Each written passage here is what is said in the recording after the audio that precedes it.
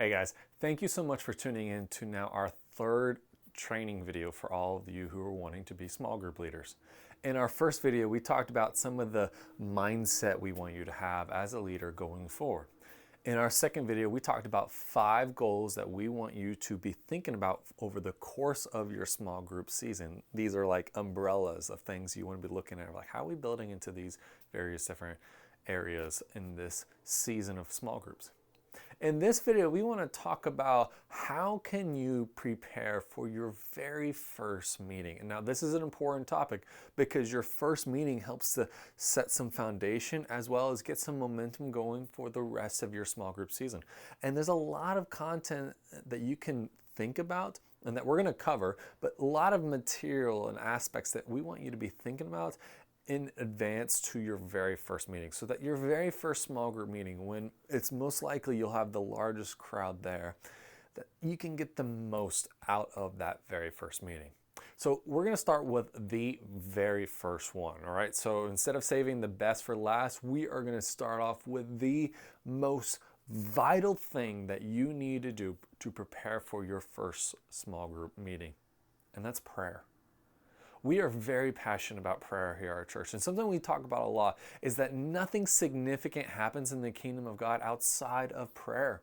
And so as you are going to be stepping into something that is really important, something that you're going to experience some avenue of spiritual warfare. You're going to experience some seasons of doubt. You're going to experience some seasons of success. You're going to experience some highs and lows. You're going to experience some disappointments. You're going to experience some amazing moments that they could get to your head if you're not careful. So you need to be praying at this time that God would use you, that God would move in your group, even before you have names on a roster and before you know who the individuals are that might be in your small group. This is so crucial. Be in prayer right now for the future people of your small groups. In fact, I would encourage you, as you're watching this video, go ahead and take a pause right now and spend a moment praying for the future people who are going to be in your small group. So I'm just going to stop for a second. That way you can pause and you can pick it back up right now. Thank you so much for taking a moment to pause. Once again, this is so important. And don't just pray once, keep praying. Put a little reminder on your phone so that you keep coming back to remember to pray for the people who are going to be in your small group.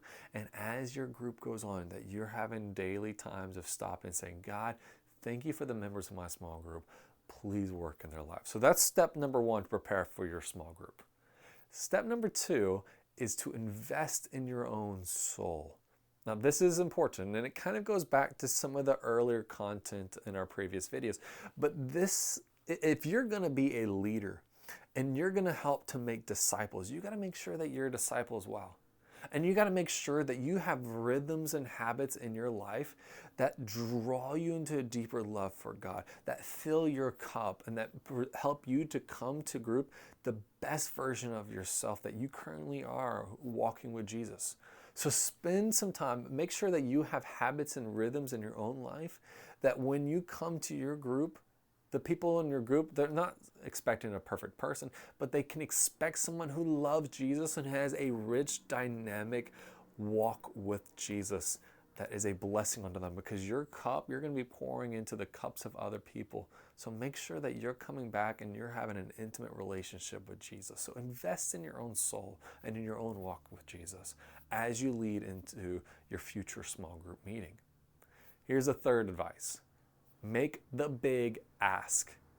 I know it's easy to just, when we put out the sign-up sheets and you sit back and you're like, I really hope someone will come forward.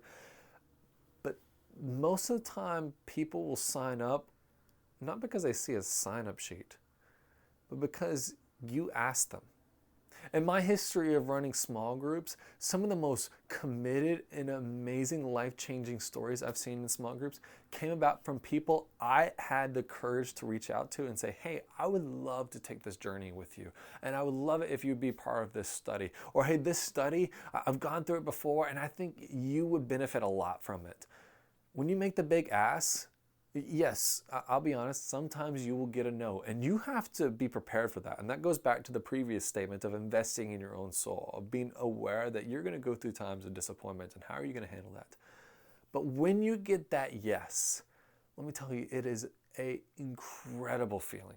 And it is an incredible opportunity for here's someone who is putting trust in you to help do a relationship with them that leads them closer to Jesus. But there's also this aspect where God is going to work very powerfully through that individual's life. And I guarantee it. All right. And so be willing to make the big ask. Don't just sit back and sit there and hope, gosh, I hope the fish hop into the boat. No, go cast the reel. Go be the person who is looking for people. You already think about these individuals of like, hey, I'm going to be going through this study. These are individuals I would love to take a journey with through this material with them. So make the big ask. Don't wait. Find some people. Make a list right now, all right? Maybe this is another moment to just take a pause and pause the video, take a little journal and write down 5 names. 5 individuals in our church body or outside our church body, and we're all right with people who aren't a regular attender on a Sunday still being part of our small groups. We're fine with that. So maybe come up with 5 names of people that you will ask directly. Say, I would love it if you were part of this small group. So pause the video right now and write down 5 names. All right, now that you've written down those 5 names, make the big ask. Prepare. Don't just wait for the fish to hop in the boat. Be the one who is casting the reel. So that's another step on how you can prepare for your first small group meeting. Here's the next one. Contact the individuals who are part of your small group before your first meeting. As soon as you get someone who signs on one of the rosters on Sunday morning, immediately contact them within that week saying, hey, I'm so glad that you are going to be part of this small group journey. And then message everyone at least 3 days before your first meeting, just to remind them of the meeting, what they can expect, the details like time and location and whether or not they need to bring snacks, or is there childcare, or do they need to be prepared for the first lesson, or is it just a casual meet and greet, right? So make sure within 3 days prior to your first meeting that you've at least contacted the person once. Hopefully twice. Once to say, hey, I'm so glad you're a part of this journey and I look forward to seeing what God is going to do in this time. And then another time to say, hey, once again, let me remind you about our upcoming meeting and here's the things you can expect. So contact the people who sign up beforehand, because if you don't, people are going to feel offended. They're going to feel like they put themselves out there, but you weren't that interested in knowing them personally, that they were just another number, another seat in a chair, all right? But if you contact personally, man, that helps to build some relationships. That helps to build the fellowship and the trust that they're going to be placing in your care. So before your first meeting, when you know you have people who have given you a yes, whether that's a yes, absolutely, or it's a yeah, maybe I'll think about it. Contact them before and make sure that they know that you are excited to be on a journey with them over the next few weeks. Here's the next step. The day of your meeting, make sure you arrive beforehand to help prepare the room. Maybe that means you need to set up the chairs. Maybe that means you need to make sure the lights are on, the temperature's at a good setting, all right? So your group might be meeting at the church in one of the rooms. It might be meeting at your own home, but make sure when people arrive that they are walking in, and it doesn't have to be a spotless space, but they're walking in aware you prepared something for them. It's not a sloppy mess and that they're having help clean up to help find a seat, but they are feeling like, gosh, this person has prepared a place for me. That is a powerful thing, which means when people come in, make sure you're around the door to greet them. Say, hey, thank you so much for being here. Let me shake your hands. Let me find you a seat. Do you want a water? Do you want a soda? Do you want a slice of pizza, right? Do what you can to prepare the atmosphere and to prepare the room. Think about when someone walks in, especially if someone doesn't know everyone else in the group, which might happen. You might have someone who knows you, but they don't know everyone else. So what can you do as quickly as you can to make sure when they arrive, they can feel comfortable as quickly as possible? So that way they're more likely to show up for future group meetings. So prepare the room. Here's the next advice. For your very first meeting, have a goal in mind. Your goal might be, hey, I want to help establish the roots of fellowship from when we talk about the goals of the last session in the last video. It might be like, hey, we just want to get a good atmosphere of everyone get to know one another. Maybe we tell some stories, maybe we share some food, and maybe we talk about the content that we're going to be going through. Maybe that's your first goal, is just to help set some of the groundwork of fellowship. Maybe you actually want to dive into the first study, right? And in that case, think about what are the things we want to hit on this first study that might lead itself into the future studies. Don't just arrive like, I'm going to wing it. Your first meeting is so crucial because people will decide come that first meeting if they want to continue meeting for the rest of the session, right? If that first meeting, they show up and they're like, yeah, I took a chance, but this is not really going to be for me. You're going to experience that. And you might experience some people who they show up to the very first meeting and then they don't show up the rest of the time. Your goal is to get people to show up to the second meeting. And so have a mindset of like, what things do I want to see accomplished for my first meeting to help make sure that so many people, that the majority of people will show up for the second meeting. Because you might have occasion where some people might not go across. So you need to determine what percentage am I all right of the crowd that signed up that I'm all right with them showing up on the second time. So maybe you're like, I'm all right with 75% showing up in the second time and going forward. Maybe you're like, nope, I want every single person to come to the second time. And that'd be wonderful. But set a goal in mind for that first one of like, what do we need to accomplish? So real fast, let me run through each one of these things I want you to keep in mind. So number one, prayer.